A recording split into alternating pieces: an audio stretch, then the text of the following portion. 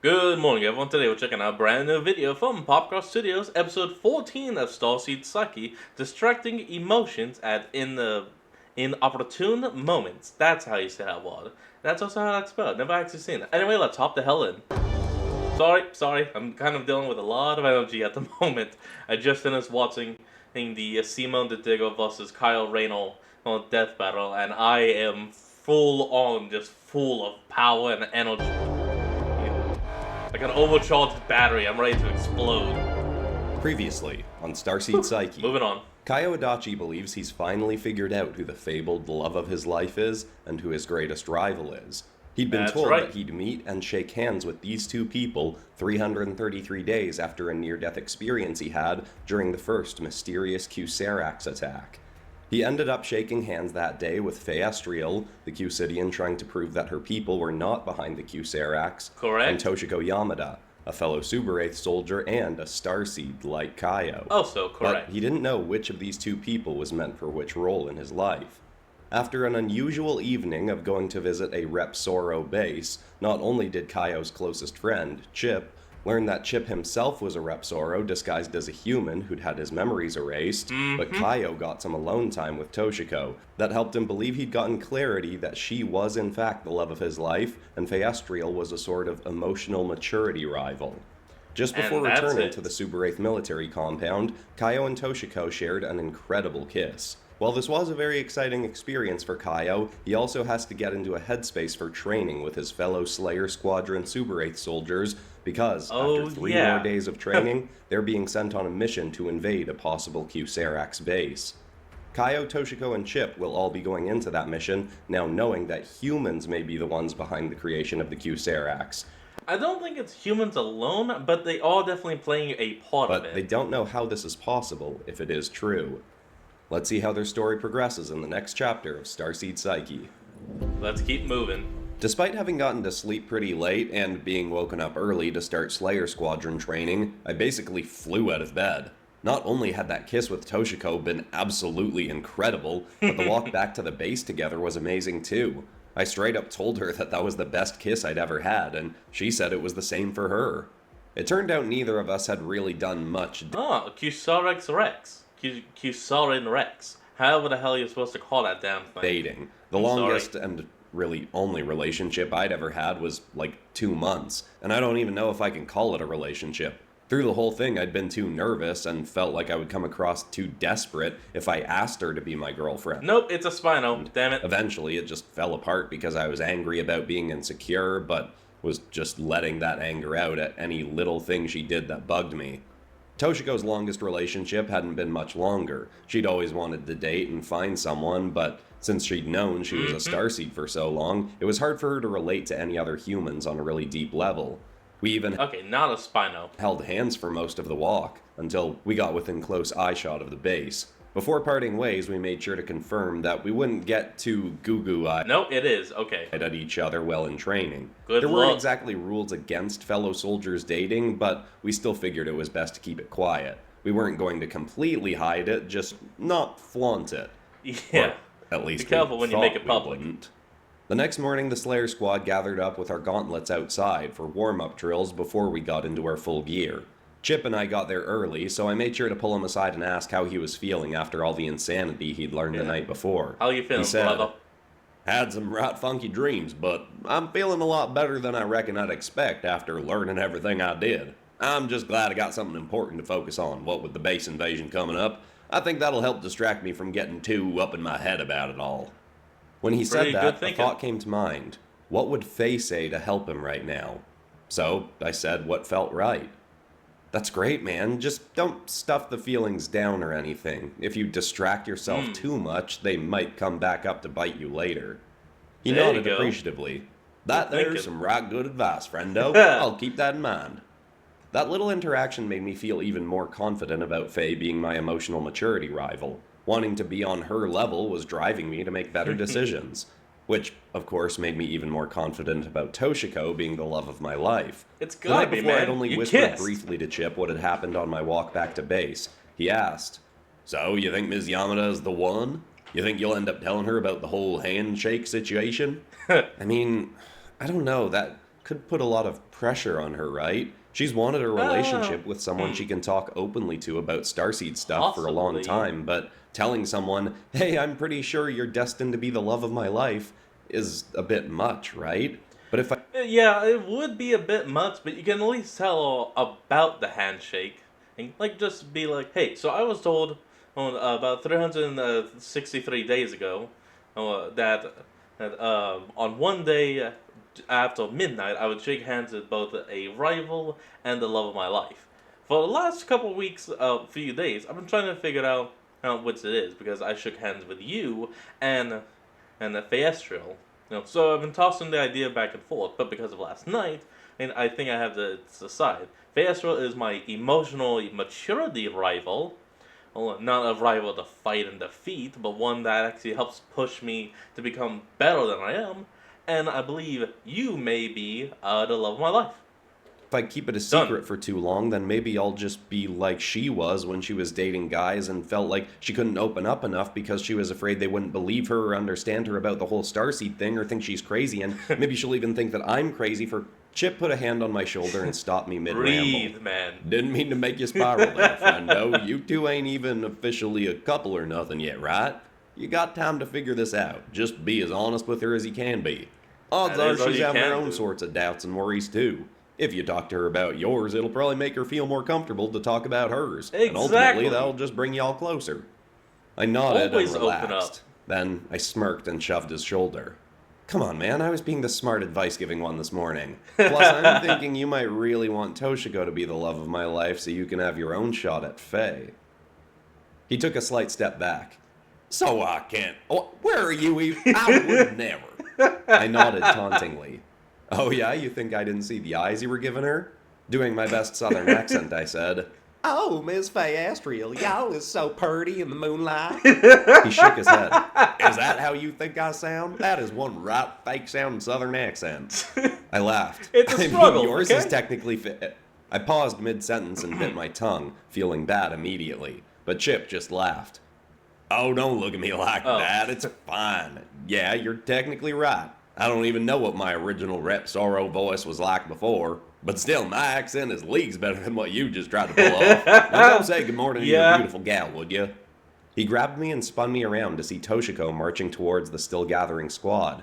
She was walking with her usual brisk, determined pace, but there seemed to be a little bit more of a bounce in her gait.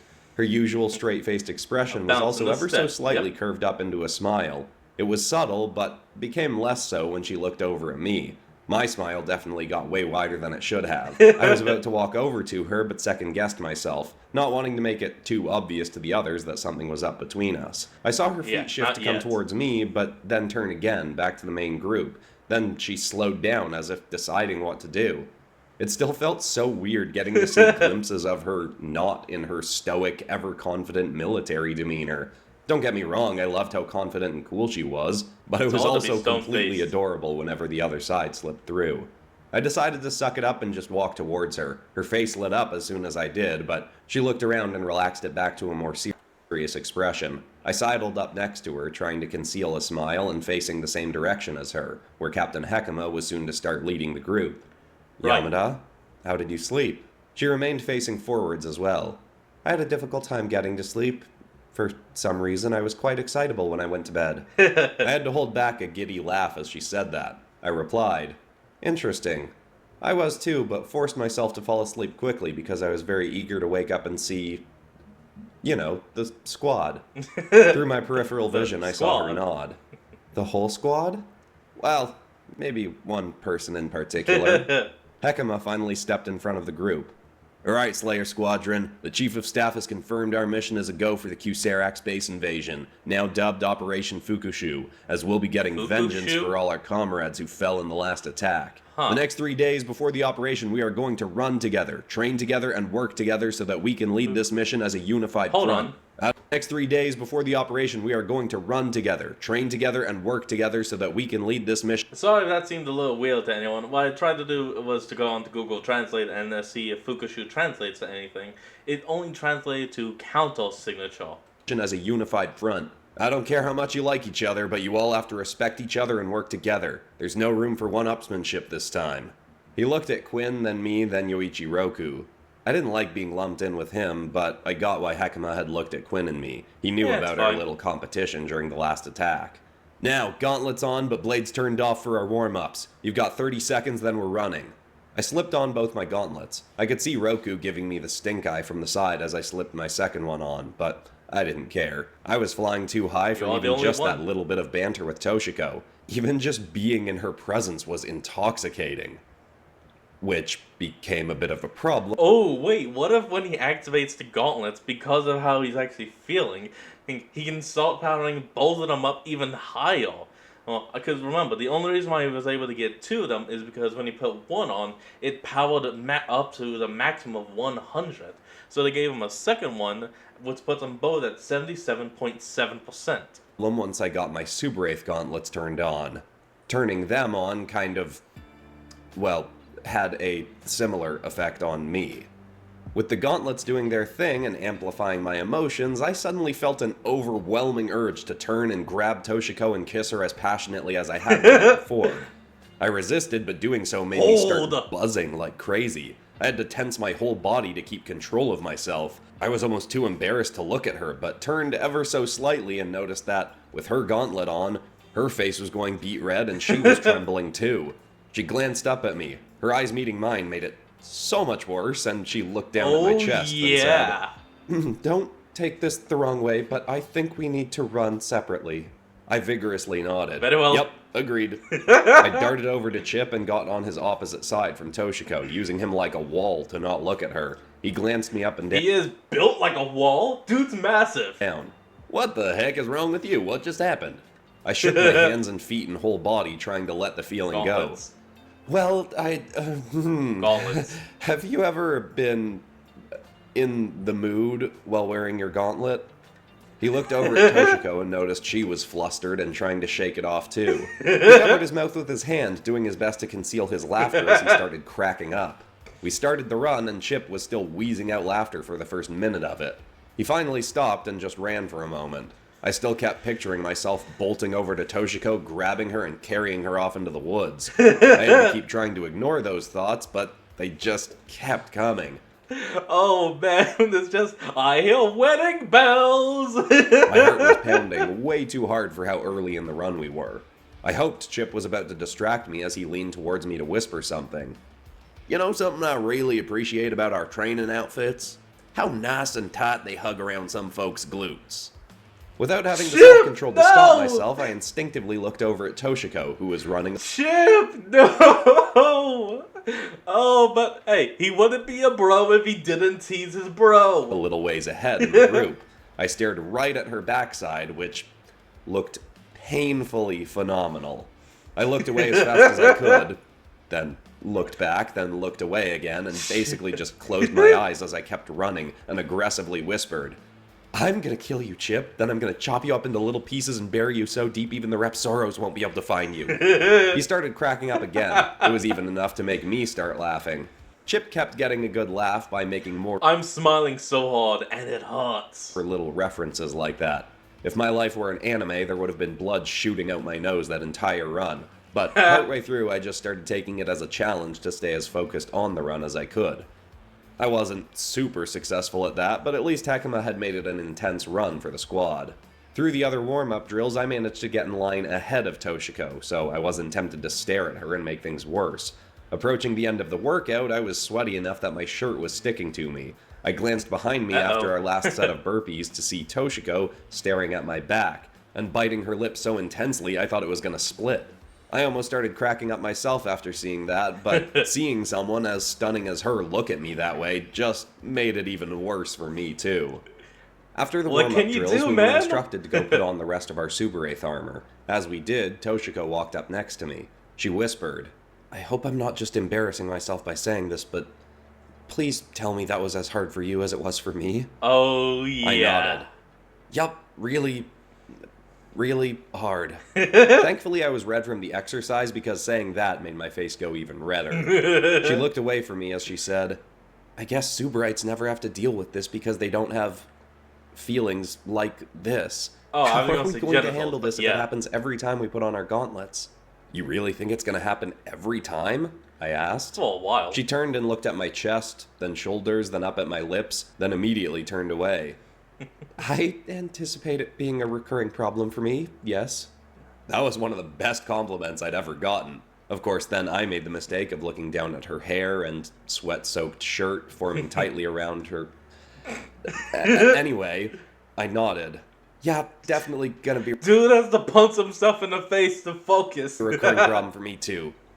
Maybe we just need an outlet, like Argent Angelo's yelling out our anger thing, but, for this. She nodded, not looking up at me. Maybe. Okay, got any ideas? Because the only outlets coming to my mind aren't exactly things we can do around other people. Yeah, no. I bit my tongue to keep myself from asking what specifically was coming to her mind, and If anything, I would just quickly turn off the gauntlets for a moment. And that way, all that I can drain away. Yeah, and then, maybe after a couple minutes, turn them back on.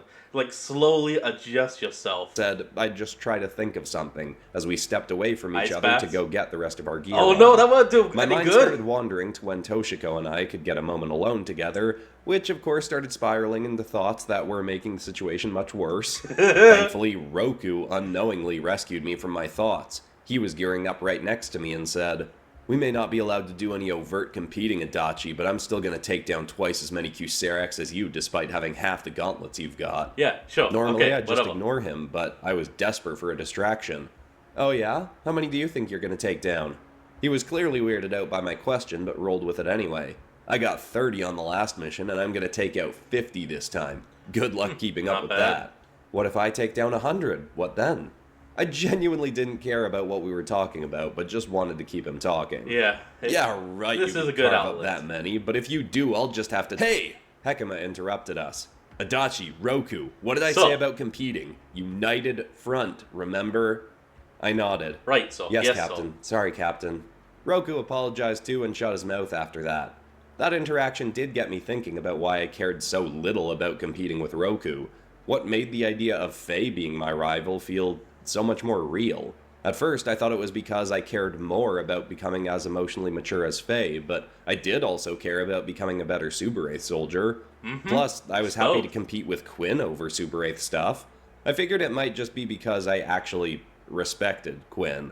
I don't know for Probably. sure, but I think the old me might have been more drawn to competing with Roku because I wanted to beat him and show him up. But the new me, the one I was much more proud to be, was more interested in competing with people that I was just genuinely testing my own skills and progress against, and Yeah, who felt a like way they to were doing grow the same with together. me. With Roku, it seemed like he was trying to prove something to other people. With Quinn and Faye, possibly competing with himself. them felt more like we were using each other as inspiration. When I won against them, it was like showing myself how much progress I had made. And when I lost, I was getting to see someone succeed at a higher level than me and inspire me to get better myself. I mean, I This still is had good. some feelings of envy when Quinn or No Faye longer showed distracted. where they were better than me, but more so there was inspiration. That little train of thought got me through the gearing up process and kept me sufficiently distracted. Unfortunately, Well. that distraction faded as soon as I saw Toshiko geared up and we all went out onto the tracks. There Oh, were the crap, it's tower-like back. structures still set up, like the day before, but this time I noticed there were red projector rings set up along the walls and some of the poles. Hekima stepped out in front of us all and said, "We're trying something new today. Along with the Tekigami claws that General Ritsu and some of their Okay. soldiers have been upgraded Okay. with, we have some more new technology to try out and help with our training." The discs all lit up, and red holograms of various Q-Seracs drones appeared all across the field. Oh. I looked over at Chip. He looked okay. back at me and gave a nod that essentially assured me that this was the same technology Dr. Shotsia had invented that he'd tested out back at the Caucasian compound. Hekima explained it to us, but Good I already stuff. understood how it worked from Chip. If we got shot or hit by the holograms, our suits would give us a bit of a shock. While Chip had had to wear discs across his body during his trial of the tech, we just had to be in our Super Wraith suits, as the impact detection and response had been worked into our gear. They rigged well, up the that's useful. holograms with a bunch of new types of drones we'd faced in the last fight. They even programmed in some that didn't exist to test us out further, ones with abilities we might not expect to keep us on our toes. And thus the Spino, okay. We'd been caught Okay. off guard in the last fight and wanted to ensure that didn't happen again. We were basically going to be playing the equivalent of Horde mode in a video game. They were going to send in wave after wave of drone holograms with increasing difficulty to test us out and see how long we could keep up fighting before we started making too many mistakes. Hekima also told us to watch carefully how I grant you good luck on the quest. each other fought and see where and when we could best work together. I was torn between wanting to try working with Toshiko the most and also being concerned about getting too distracted by her. When we started the first wave, I couldn't help but watching her move. Now that I knew she was a dancer, I could more actively see the balletic movements in her attacks and evasions. Eventually, I realized the main feeling coming over me had shifted. More than anything, I just wanted to dance with her. Into the second wave, a Q-Saurus appeared on the far end of the Q-Saurus. Okay, that's what it's called. Damn it, I was trying to be extra. field. I saw Toshiko moving directly towards it, so I did the same. It fired bolts of light from weapons on the sides of its jaw towards her.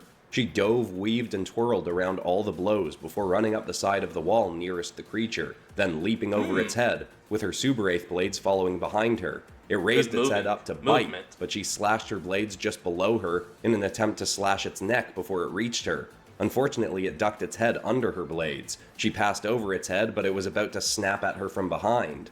Thankfully, I'd gotten right underneath her. Yamada!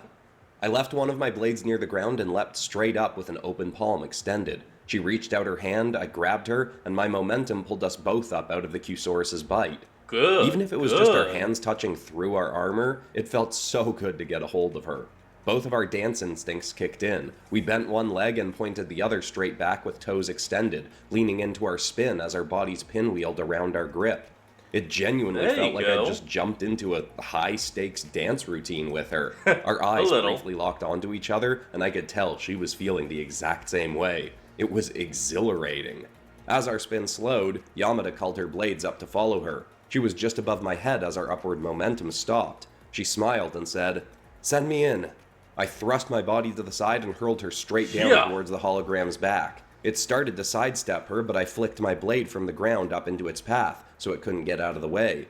Toshiko punched her gauntlet as if striking it in the back. She flew straight through it since it was a hologram, but it flickered and reacted as if injured. She immediately leapt out from under it in a pirouette-like leap, but flicked her hand back to guide her blades to spiral around the creature's neck, as if carving its head off, like I'd done when I faced a real one in the last attack. There was no way she could have known that I'd done that, so it was cool to see her intuitively doing the same move. As I fell back down towards the hologram, I hurled my blades onto its neck as well and did the same thing.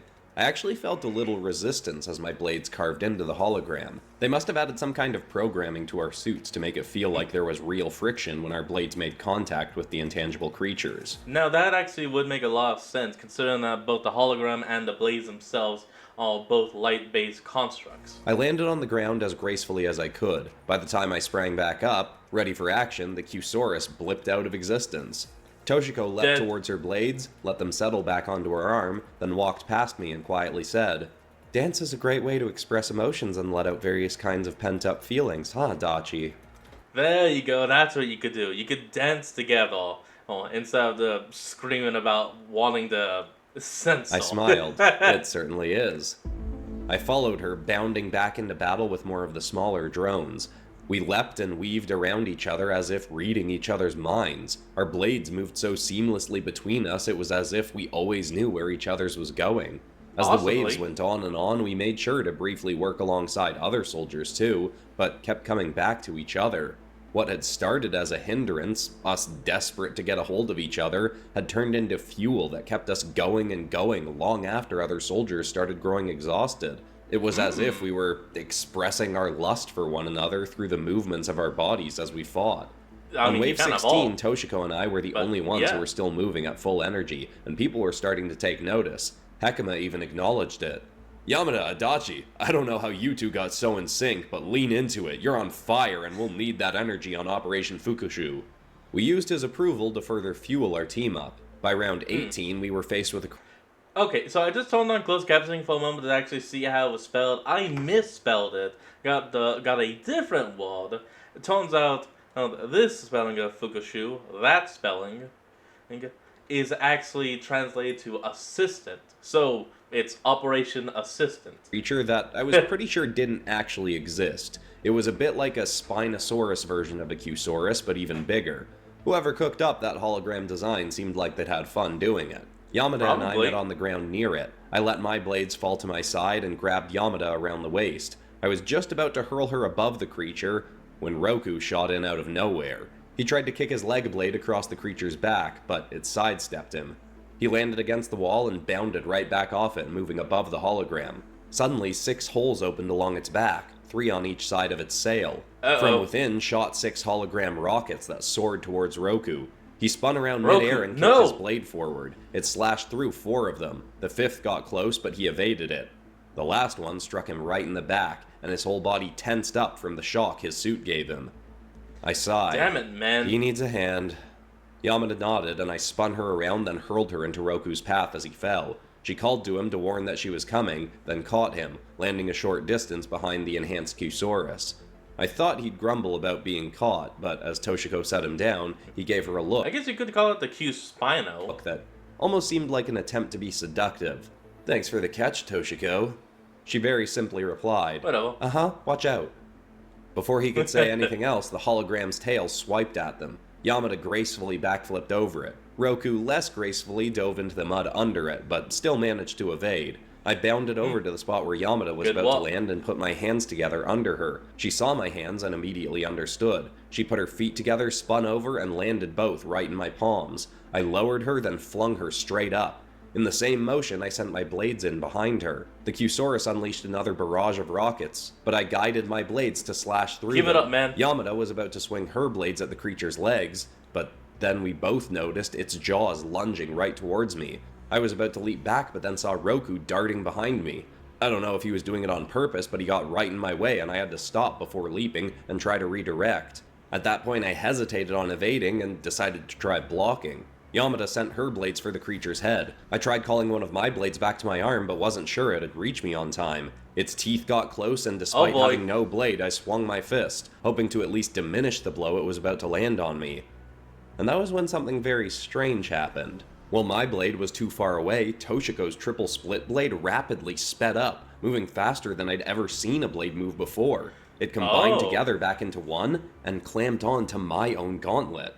I was already mid-swing and just kept the momentum going. I slashed her blade across the roof of the creature's mouth, knocking its head away and completely stopping it from hitting me. I quickly backed up while it recovered and looked down at my arm, baffled by how Toshiko's blades were settled on my gauntlet. Okay. I looked up at her as she landed on the upper floor of a nearby structure. She was confused too, but quickly looked at my blade soaring through the air. She swung her fist towards the creature's back as if because of how in sync they are, they can actually use each other's equipment. Baller! Trying to guide them. One of my blades took her command and slashed right across the Cusaurus, before flying down towards me and settling on my other arm. I thrust the arm with her blades on it back towards her, and she reached out her hand. They instantly started following her commands again. We both leapt back into battle, not knowing how we were doing it, but both actively switching between commanding each other's Super-Wraith blades. Hell yeah, At times, man! I didn't even understand who was controlling what blades, but they were doing exactly what we wanted as they carved around the enhanced Cusaurus's body. By the time the hologram blipped out of existence, finishing off that wave, everyone was just staring at us. We called our blades back, nodded to our allies, and just readied up for the next wave. I said to her, "Did you know that was a thing Super-Wraith blades could do?" Hell no. She shook her head. "Absolutely not, but it's pretty incredible." "Totally, but I also think people are gonna figure out pretty quick that we're, into each other after this." Oh, yeah. She smiled. "Yeah, and I'm fine with that." I smiled back. "Good, me too."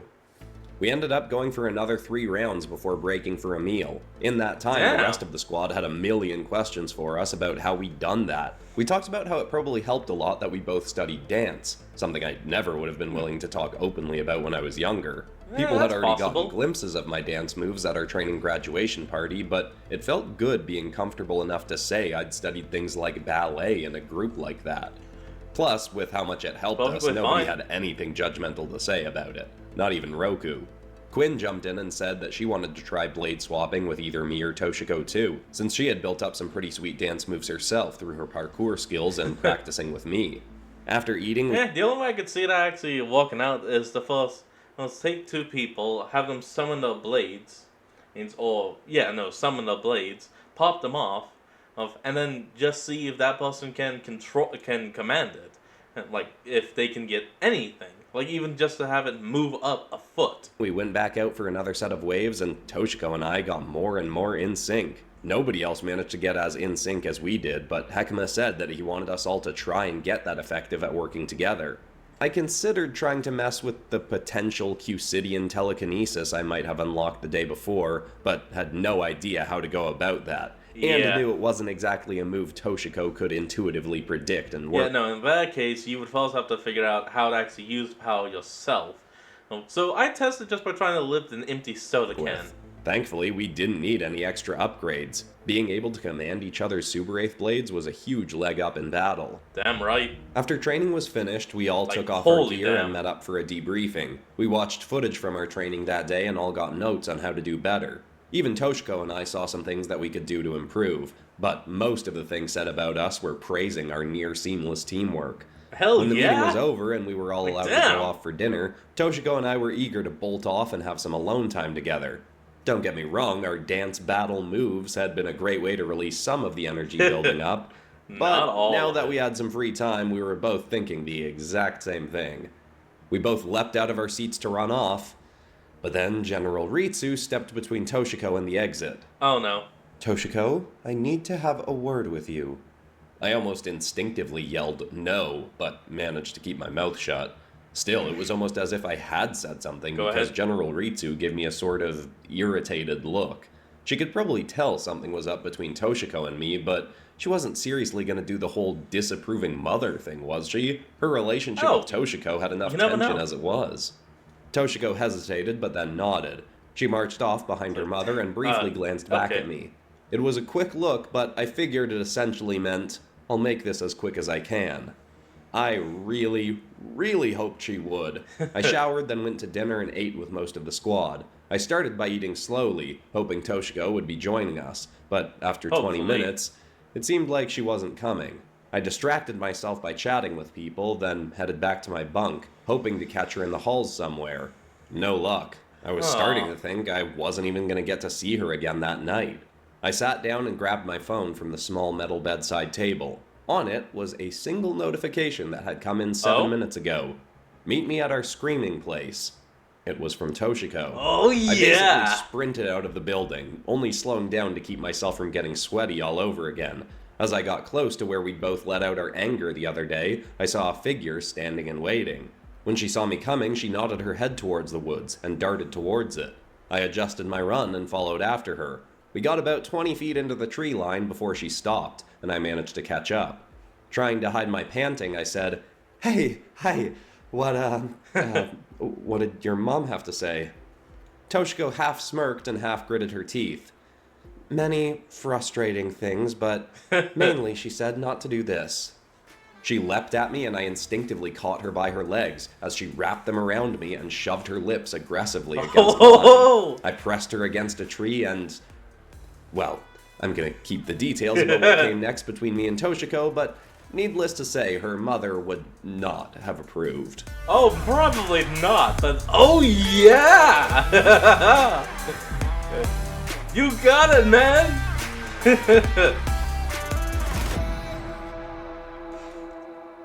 Amazing. Both the artwork and the story, and all that's happening for this man, it's just more and more and more good. Well, this episode had a little bit more spice to it than I usually write. Hell yeah! Enough, I think I'm actually happier for Toshiko than Kaio, given she's waited so long to be in a relationship, and now she's found one that she genuinely believes she can just be happy and excited about. Yeah, it's one of gonna those be episodes great! That made me think, man, this story would have been fun to write from her perspective. But I'm still glad Kaio's the main character. Anyway, you could actually do like a side story at the end and have like moments from the story from her perspective. Besides that, that's all for today, except of course we're ending this video on some kind of positive or inspiring note, and the thought I want to leave people with today is kind of just the idea that was the original premise for this series. A good idea to reflect on if someone told you that 1 year from now You were going to meet the love of your life, but you needed to be the best version of yourself you could be by then for a relationship to happen there. Or even alternatively, That's a year good. from now, you were going to have a spontaneous meeting with the high-up executive at your dream job, and you had the opportunity to impress them, but in order for that to happen, you had to be as skilled as possible at whatever it is that your passion is It'd for be a that challenge, but opportunity it'd to be become possible. something. What would you Hopefully. do in the next year to get yourself to the point you needed to be at? And ultimately, the end goal isn't even getting that thing. It's just who you become over the course of the next year by pushing yourself to change your habits and implement a lot of new good ones and become a person that you yourself are happier with. I think it's just a good idea to reflect on that notion. I hope that's inspiring. I love you all, and I'll see you all in the next episode on Monday. Goodbye. Alright everyone, that's going to be the end of today's video, and I hope you all enjoyed. Remember to like, comment, and subscribe for more. Link to the original will be in the description below, and I'll see all of you folks next time when we flick back on. Till then, this is Fox, signing out. Peace.